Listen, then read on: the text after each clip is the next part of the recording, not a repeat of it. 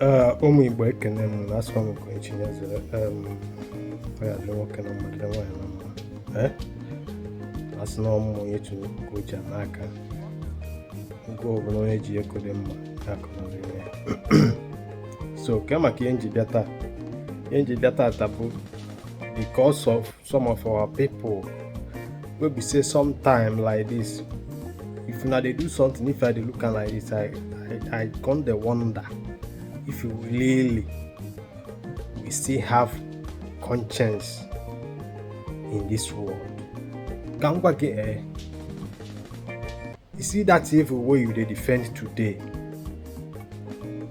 one day that the same evil will encounter you. Go and write it down somewhere. If ọjọọ ahụ ị na-edefend tata because of na onye dị involve bụ ya padi, na onye dị involve bụ ya fev, na onye bụ ndị involve bụ ya daddy GEGO, na onye dị involve bụ ya precious man of God, na onye dị involve bụ na ị na-akpịa nwanne gị ma ọ nọ nke a bụ nke anyị.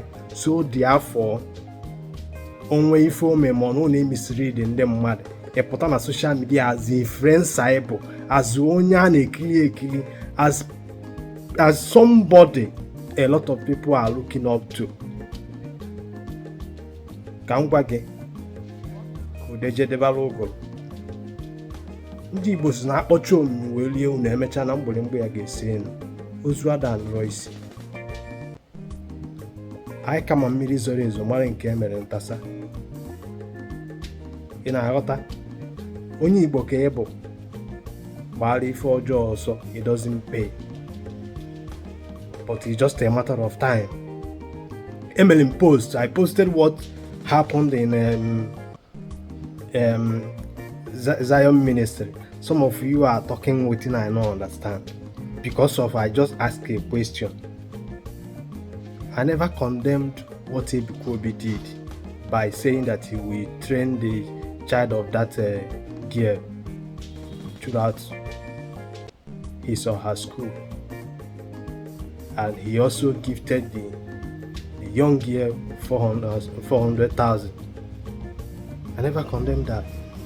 But my problem here with you is this: that sometimes when you see the truth, instead of you to say it the way it is, ibido na-agba okwu okirikiri dịka ị na-eto okwu ude because of onye dị involved, because na onwe ike onye abụ ya apadi, ma because ị na-edefend ihe anụ na-akpọ faith, ma ị na-edefend ya religion. I begin to understand that some of you or many of you na-eje Zion Ministry ada eje ebe a because ị na-achọ ilu Chineke. Ihe na-eje ebe a because of everything, ma ị na-eje because of na onye abụ Ebuka Obi, ma ị na-eje because of mkpa gị. Ka m jụọ gị, ị na-eje dị kịta ma ọ dịs ministry unu na-eje, ị na-aga dị because of Chineke kere ụwa, ka ị na-aga that place because of na inwe problem na ị need ka solve that mkpa. Akpọpụtara onye kpuru isi, jụọ ya kedu ihe ọ need, ọ si everything. A na-asị ya kpọọ ofe ihe ahụ ewekwuba okwu ego, then instead of you gị nwe bịa kwuo okwu suppose ede, ị na-asị na onye man of God jụrụ ya kedu ihe ọ need, ọ sị ya nọ na ọ need ego, instead of onye ama egwu ya na anya mee ka ọ fụ ụzọ. Are you kidding me? Are you kidding me? Kwube na Chineke nwere ike ịpụta ebe mere mmadụ 50, he can heal some and we know heal some.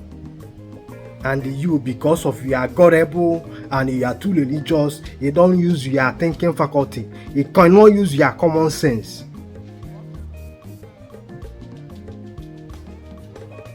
Because of your emotion. Ihe ahụ ị na-agbara ọsọ ịma today na-adọjigharị ya mbọsị oge eleji ka ị ga-aghọta ife a na-ekwu. Agwa m unu sunu dat na mmụọ na-agwa gị okwu a, I may encounter reality tomorrow.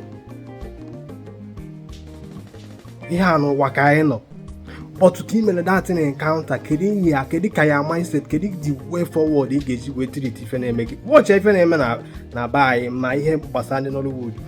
a na-ekwu ekita ebe ifire that nwere onye na-akọ mmadụ onwere onye na-ama ọkụ mmadụ pụta na-agwa gị ka e put on the right track. Onwere any man of God nọ na Nigeria nwere power to heal onye ọbụla kpụrụ isi. Na me dey tell you, ihe a niile bụ ibe anyị nọ anọgoro na ya pụta. Onwere onye ọzọ ma dibịa, onwere none of them. Onwere any man of God nọ na Nigeria nwere ike ime ka onye dara ogbe okwu ụdịlọ. Ihe a niile doesn't exist.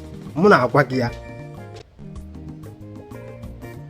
So ihe a bụ ihe afọ go fụcha ya pụta, mana a na-agwa gị akịta na-efe ihe na-agbapụ gị agbapụ. Ị nwekwa ike na keep on jumping up and down. But ana m agwa gị sị that na God is everywhere. It's more that no, because of God ka iji eje adoration. It means that you are lying to yourself. Your problem bụ ihe na-akpụgharị gị. Anọbụ m na the game. Your problem bụ ihe na-akpụgharị gị na your problem dey make you dey waka up and down from one pole to the other, from one church to the other, from one native doctor to the other, from one ministry to the other. But a na-ekwu ekita na ọ na-efe gị efe nwanne, but reality will counter you. Then ị ga-ekwele that day. Ị na-aghọta? Ị ga-ekwele that day.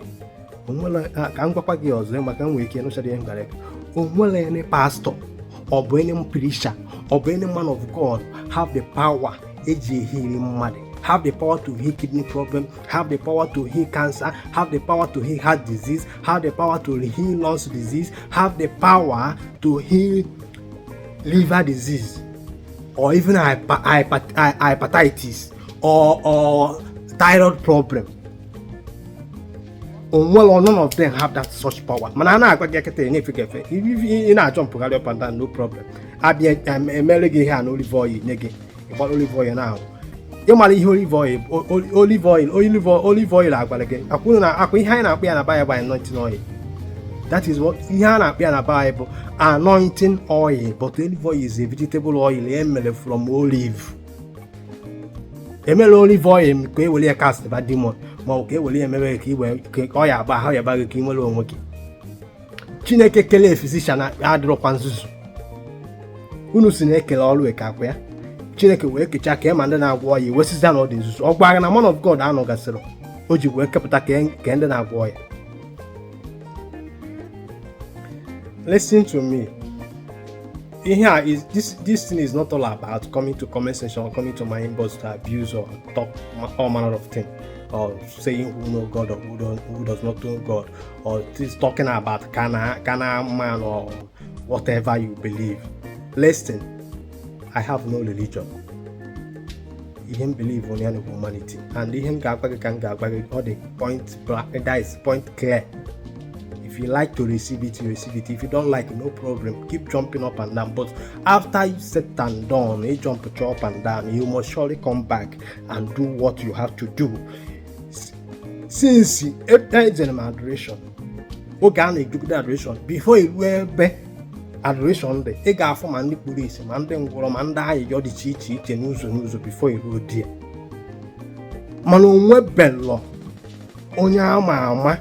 Now that people like it and na-akwụcha n'ụzọ m ihe anyị na-asị na bele ohilie, and they talk all the guys in the ministry anyị no na-ewu ma adoration anyị no na-ewu.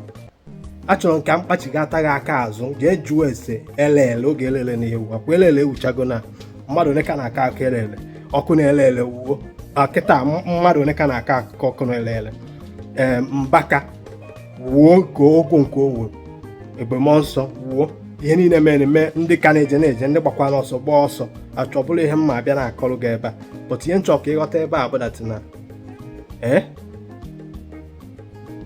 truth adịghị ezo ezo. Ịghọta ihe na-agwa gị ihe kpatara ihe na-eme na be anyị ji eme nke ikpeazụ because of na ọrụ adịrọ. The fastest way nwere ike survive na be anyị kịta will start iburu Bible bụ afa Jizọs. Also, a program go ha that na the name of Jesus he can solve every problem. Mother say that na in the name of Jesus no okay heal onya ka the heal onya obu I suppose Jesus set example obia akobali akoko babu okwu ngo unu pụta na social media na-edifend alụ, na-edifend asị ọcha. Onye si gị dasị na o nwere ike ikpe na-ekpere mmadụ adịghị. Enwere ebe ndị kpuru isi na-anọ na be nwee ma ndị ngwụrọ ma ndị isi, all the disabled people enwechara ebe ha na-anọ, ma ndị ala. Onye ahụ make kene time ya pụta jegodu, let that person, that pastor, that your preacher, that your reverend father na-ekiri kịta na-eji anointing oil were agwọ ya, jiri mmiri agọzi were agwọ ya, ma ọ bụ ahịa bụ ekpere onye kansa enwere onwe. Wepụta time ya gaa na one hospital kpegodu na-ekpere, ma ọ bụ na o ji emecha ma fasting ya kpee ekpere ebe enwere 100 people ma more than 100 people. Ya kpegodu ekpere ka one person dị healed ka ifo. Go and read the history of ọ dị na Bible gị na-agụ. Jesus na-agagharị na-eme mma. O nwere any particular place.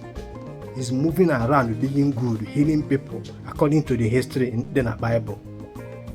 Dịdịzi o ji wee bụ that na pastor gị bụ na that nọ na adoration ya ma ọ bụ na that camp ahụ ọnụ ka ya anọghị iri mmadụ, na onye akwụkwọ a na-akpọtala mmadụ ebe ahụ eme witness anything anywhere again. Use your common sense. Use your common sense. Ụka abụrụ Chineke debere ụka.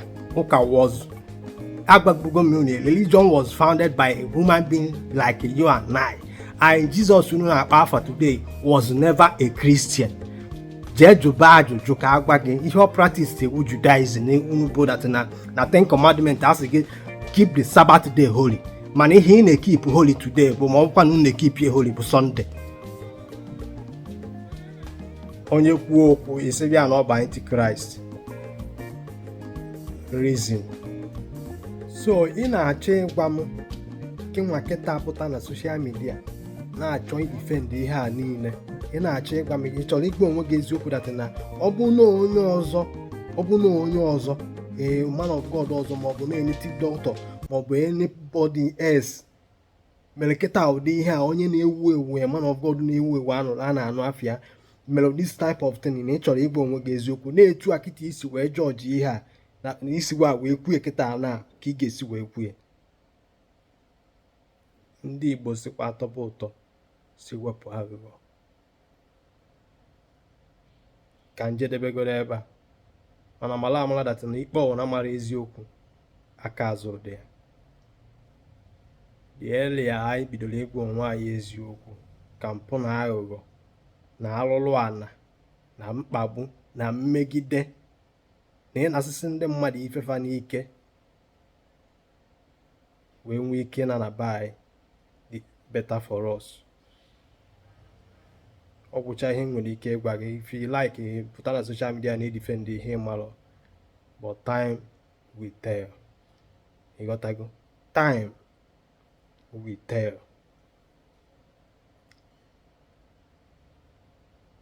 Be wise and start reasoning. Thank you and remembrance.